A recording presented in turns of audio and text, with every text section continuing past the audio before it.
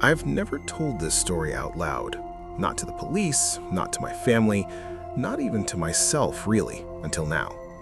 Because saying it makes it real, and once it's real, I have to accept that what happened wasn't a misunderstanding or stress or my imagination. It was deliberate, and it was planned. This happened 3 years ago, during the winter, the kind of winter where nights feel longer than they should, where silence presses against your ears so hard you start to hear things that aren't there. I was living alone in a basement apartment just outside the city. Cheap rent, low ceiling, one narrow window near the ground that looked out at people's ankles and the occasional dog. I worked nights doing remote IT support, graveyard shifts, long hours, minimal human contact. The kind of job where you talk to people without ever seeing their faces, fix problems without knowing their names. Isolation sneaks up on you like that. You don't notice it until it's too late. Most nights followed the same pattern. Coffee, keyboard, dim yellow lamp, the hum of my old desktop tower. Around 2 or 3 a.m., the neighborhood would go completely quiet. No cars, no footsteps, no voices. Just the sound of my own breathing. That's when the phone started. At least, that's when I noticed it. I had a landline. I know how that sounds, ancient, but it came with the apartment, and the landlord said it was more reliable than cell service down there. I barely used it. Everyone I knew called my mobile. But one night, around 2:17 a.m., I reached for my coffee mug and froze. Because the phone was off the hook. Not ringing, just open. A low, steady tone hissed from the receiver. Not static, not a dial tone exactly, something flatter, like a breath held too long. I stared at it for a full minute before hanging it up. I told myself I must have bumped it earlier, maybe with my chair, maybe I'd picked it up without realizing and set it down wrong. Sleep deprivation does things to your brain. 10 minutes later, it happened again. Same thing. Receiver off the hook, same sound. This time, my stomach tightened. I checked the cord, checked the cradle, everything looked normal. I hung it up again. Another 10 minutes passed. Then, slowly, deliberately, the phone clicked. The receiver lifted itself, not all the way, just enough. I was sitting less than 6 feet away. I didn't move. I didn't breathe. I watched the receiver tilt, as if someone invisible had nudged it with a finger. The sound changed. I heard breathing. Human breathing. Soft, controlled, close. I whispered, "Hello?" The breathing stopped. Then a voice spoke. Not distorted, not whispering. Calm. "You finally answered." Every hair on my arm stood up. I asked who it was. There was a pause, long enough that I almost hung up. Then, "I wanted to make sure this number still reached you." I laughed, nervous, thin. I told myself it was a prank, a crossed line, someone screwing around. I said, "You've got the wrong number." Another pause. Then, "No, I don't." The line went dead. I sat there for a long time afterward, staring at the phone, listening to the silence rush back in. I didn't sleep that morning. The next night, I unplugged the landline before my shift started. At 2:17 a.m. exactly, my cell phone buzzed. Unknown number. I declined it. It buzzed again. I declined it again. Then a text came through. "You can't unplug me." My mouth drew dry. I blocked the number. Another message arrived immediately, different number. That one doesn't work either. I shut my phone off. The room felt smaller after that, the shadows deeper, the quiet louder. I told myself I was being paranoid, that someone from work was messing with me, that maybe my number had been leaked. But deep down, something else bothered me. They knew when to call, always at 2:17. Every night after that, something happened. If my phone was on, it rang. If it was off, my laptop webcam light flickered on for a second. Once, my email refreshed itself and displayed a draft message I hadn't written. Still awake. I started sleeping during the day with all the lights on. I drank more coffee than water. I jumped at every sound. and I never answered again. Until the night my power went out. It happened during a storm, heavy snow, wind rattling the window well. The lights cut abruptly, plunging the apartment into darkness. No Wi-Fi, no phone signal, no laptop, just me. And the landline. I'd forgotten to unplug it. The phone rang, loud, sudden, right beside me. I don't know why I answered. Maybe exhaustion, maybe fear, maybe some sick need to know. The moment I lifted the receiver, the ringing stopped. The voice returned. "You've been very difficult." I demanded to know who they were. The voice smiled. I could hear it. "I wanted to make sure this number still reached you." I laughed, nervous, thin. I told myself it was a prank, a crossed line, someone screwing around. I said, "You've got the wrong number." Another pause. Then, "No, I don't." The line went dead. I sat there for a long time afterward, staring at the phone, listening to the silence rush back in. I didn't stay in that apartment. I packed a bag and left that same night, snowstorm or not. I stayed with a friend, then another, then a motel. The calls stopped for months. I moved cities, changed jobs, changed my number. I convinced myself it was over. Until last week. I was sitting in my new apartment, 3rd floor this time, watching TV, face down on the table. At exactly 2:17 a.m., it lit up. One notification, no number, no app, just text. "Did you really think distance mattered?" I haven't slept since. I don't know how long this lasts. I don't know what they want. But I know one thing now. The phone was never the problem. It was just the way they chose to say hello. I'm writing this because the police report doesn't explain what actually happened. It reduces everything to dates, times, and property damage. It leaves out the parts that still wake me up at night, the parts that make my chest tighten when I hear a floorboard creak.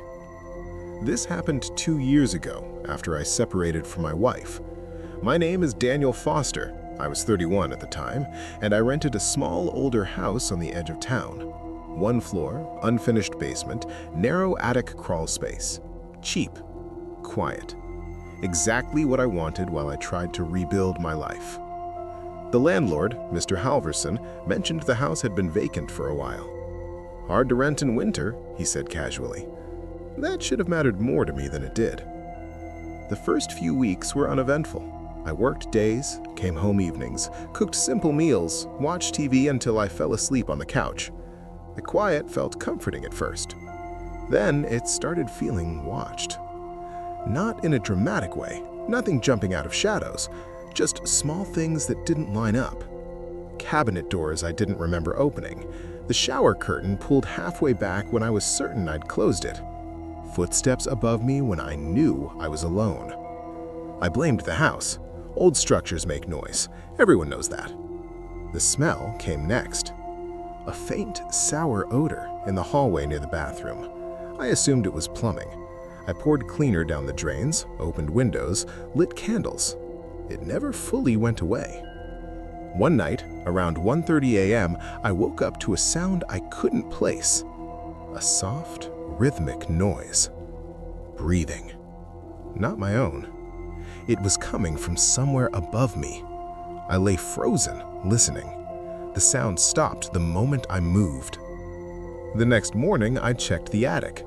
It was cramped, dusty, barely tall enough to sit upright. Insulation everywhere. No signs of animals, no footprints, nothing. But I noticed something strange. One section of insulation had been pushed aside, creating a narrow tunnel toward the far corner. I told myself a raccoon could have done that. I told myself a lot of things. The food started disappearing shortly after. Not entire meals, just portions. A slice of bread gone, leftover chicken reduced by half, milk level lower than I remembered. I even accused myself of stress eating and forgetting, until I found the spoon. It was on the kitchen counter one morning, clean, dry. I don't own that spoon. I stood there staring at it for a long time, my mind scrambling for explanations that didn't involve what I was starting to think. That night, I set up my phone to record audio while I slept. I didn't expect anything. At 2:42 a.m., the audio captured movement, a soft thump, then the unmistakable sound of someone carefully stepping on a floorboard. Slow, controlled. At 2:44 a.m., a whisper. Too faint to understand, but undeniably human. I didn't sleep in the house that night. The next morning, I called Mr. Halverson and asked if anyone had ever stayed there without permission. He hesitated, just for a second, then said, "Not that I know of." I asked if anyone had keys. "Just me," he replied. That was a lie. I found the attic access panel in the hallway ceiling slightly ajar when I returned. I hadn't touched it. I climbed up again, heart pounding. This time, I saw it. A mattress pad laid flat in the far corner, empty food containers stuffed into a garbage bag, a pile of my clothes folded neatly.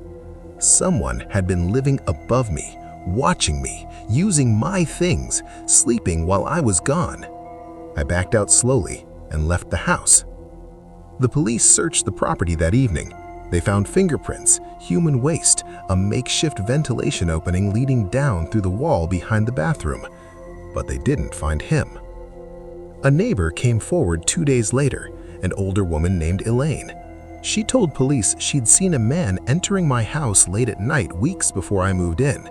She said, "He said he was the owner." He wasn't. 3 months later, I got a call. They'd caught him trying to enter another vacant home nearby. His name was Robert Klein. He'd been doing this for years, living in attics, crawl spaces, walls, studying routines, avoiding detection, leaving before homeowners realized what was wrong. When I asked the detective how long he'd been in my house, he paused. "Based on what we found," he said, "before you moved in." I asked the question I'd been dreading. Was he ever in the house while I was awake? The detective didn't answer right away. Then he said, "Yes." I don't live alone anymore. I don't live in houses with attics, and every night before I sleep, I check the ceiling. Because the scariest part isn't that someone was hiding above me, it's that he left my clothes folded, which means he was close enough to care. I was the only one who didn't know. I found out what was happening because the house stopped hiding it. For months, it had tried to be polite, subtle, careful, but something about me, my routine, my blindness to patterns, made it impatient. My name is Noah Mercer. I was 29 when this happened. I lived alone in a rented duplex at the edge of a residential block, the kind of place families move out of when kids grow up and landlords stop caring. The unit had been empty for a while before I moved in. I remember the landlord, Mrs. Keene, saying, "You'll like it here. It's quiet." She didn't say empty. She didn't say avoided, just quiet. The first thing I noticed after moving in was how well the house knew my schedule. Lights would flick on exactly when I entered a room, even when I was sure I hadn't touched the switch. The water heater warmed faster than expected when I showered. The furnace clicked on seconds before the cold really set in. At first, it felt convenient, comforting, like the place was paying attention. I worked night shifts as a transit dispatcher. I leave at 9:30 p.m. and come home just after 6 a.m. every weekday, no exceptions. That mattered. I started hearing footsteps during the day when I was supposed to be sleeping. Soft, patient footsteps, never rushed, never heavy, always just outside my bedroom door. The first few times I thought I was dreaming, sleep paralysis, stress. But dreams don't stop when you sit up. Dreams don't pause when you hold your breath. The footsteps did. That's when I stopped opening the door. Instead, I waited, sometimes for minutes, sometimes for hours. Eventually, they always moved away. I told no one. There were signs looking back, things I explained away because acknowledging them felt worse than ignoring them. Food rearranged in the fridge, not missing, just moved. The couch cushion indented on the opposite side when I woke up. The smell of someone else's soap in the bathroom. Not unfamiliar, just not mine. One afternoon, I came home early with a migraine. I unlocked the door and stepped inside to the sound of running water. The shower. Steam curled out from under the bathroom door. I stood frozen, keys still in my hand. "Hello?" I called. The water shut off immediately. No footsteps, no response. I checked the bathroom. Empty. The mirror was fogged, and someone had written a word in the condensation. Still asleep. I scrubbed it off with my sleeve and didn't throw up until later. That night at work, I checked my home security app. The camera history only went back 3 days. I hadn't changed the settings. At 12:12 p.m. every day, while I was asleep, the footage cut out for exactly 9 minutes. Every day. I asked Mrs. Keene if anyone had access to the unit. She smiled thinly. No one goes in without notice. I asked how long the previous tenant stayed. Her smile faded. Long enough. The house stopped pretending after that. I woke up one afternoon to the sound of breathing, not from the hallway, from my room. Slow, even, content. I didn't open my eyes. I felt the mattress dip slightly behind me. A weight settled near my back, something warm pressed close enough that I could feel it through the sheets. A voice whispered, not in my ear, but close enough to vibrate the air. "Don't turn around." I stayed perfectly still. The voice continued. "You ruin everything by noticing." I felt fingers brush my hair, gentle, familiar. I keep this place tidy, safe. You leave, you sleep, you never look. My heart hammered so hard I thought I'd pass out. You weren't supposed to wake up today. The weight lifted. Footsteps left the room. I didn't move for 6 hours. That night, I packed a bag and left. I stayed at a motel, then a friend's place. I didn't go back. 2 weeks later, Mrs. Keene called. She sounded relieved. "You forgot your things," she said. "I don't want them," I replied. Another pause. "They've already been put away." I hung up. 3 months passed. I found a new apartment, different neighborhood, new locks, no shared walls. The first night there, I slept for 10 hours straight. I thought it was over. Until I checked my phone. A photo had been sent to me. No number, no account, just an image. My old bedroom, taken from inside the room. The bed was neatly made, my bag unpacked, my clothes folded in the dresser. On the pillow, a note written in careful handwriting. You were always the guest. I reported it. The police went to the duplex. Mrs. Keene had passed away weeks earlier. Heart attack. The house was empty. No signs of forced entry, no fingerprints but mine. But in the attic, they found something. A mattress, food wrappers, a journal. Every page filled with observations about me, my routines, my sleep patterns, my habits. The last entry was dated the day I moved out. Subject has become aware. Replacement will be necessary. I asked the detective what that meant. He didn't answer. That night in my new apartment, I woke up to breathing, not unfamiliar, comfortably close, and a voice I now recognized as calm, patient, and disappointed whispered, "You noticed again."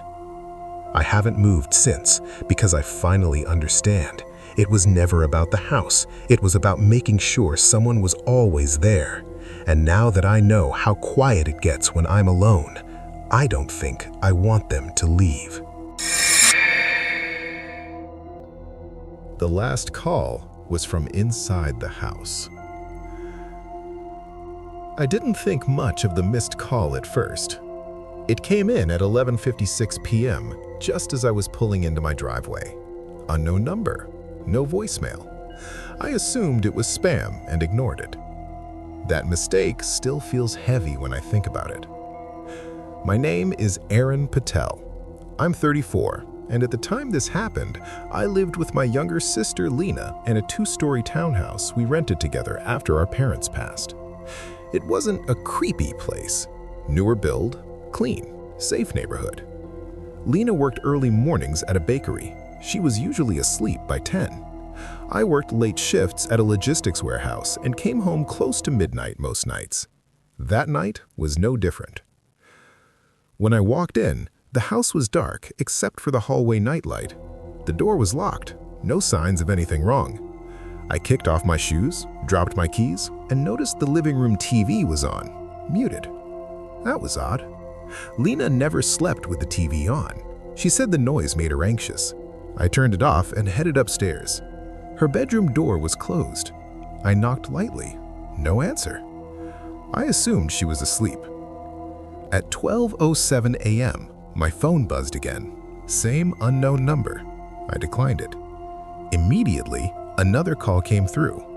This time, I answered. Hello? For a second, all I heard was static. Then Lena's voice. Low. Tight. Aaron? She said. Are you home? I smiled, relieved. Yeah, just got in. Why? There was a pause. Too long. Then she whispered, I'm scared. My stomach dropped. Of what? I asked. She took a shaky breath. Someone keeps calling my phone. They don't say anything. They just breathe. I felt a chill run through me. Okay, I said calmly. I'm here. I'm upstairs. Just stay in your room. Another pause. Then she said something that didn't make sense. I can't. Why not? Her voice dropped even lower. Because I'm not in my room. I stood still in the hallway. Every sound in the house sharpened. What do you mean? I asked. I went downstairs to get water. I heard something move in the kitchen, and I ran into the laundry room and locked the door. My heart started pounding. Listen to me, I said. I'm coming down. Stay quiet. Don't hang up. I took one step toward the stairs and stopped because the laundry room light was off and the door was open. Aaron, Lena whispered urgently. They just called again. My phone buzzed against my ear. Call waiting. Same unknown number. I didn't answer it. Where are you right now? I asked. In the laundry room, she said. I'm behind the washer. I was standing at the top of the stairs, staring directly at the open doorway of the laundry room below. The darkness inside it felt thick. I whispered, Lena, the laundry room door is open. She went silent. Then I heard something else. A phone vibrating. Not mine. From downstairs. Close. Very close. Lena's voice came back on the line, barely a breath. Aaron, she said, you should have answered sooner. The line went dead. That number has never called again, but sometimes, late at night, my phone lights up by itself. No number, no notification, just a vibration coming from inside the house.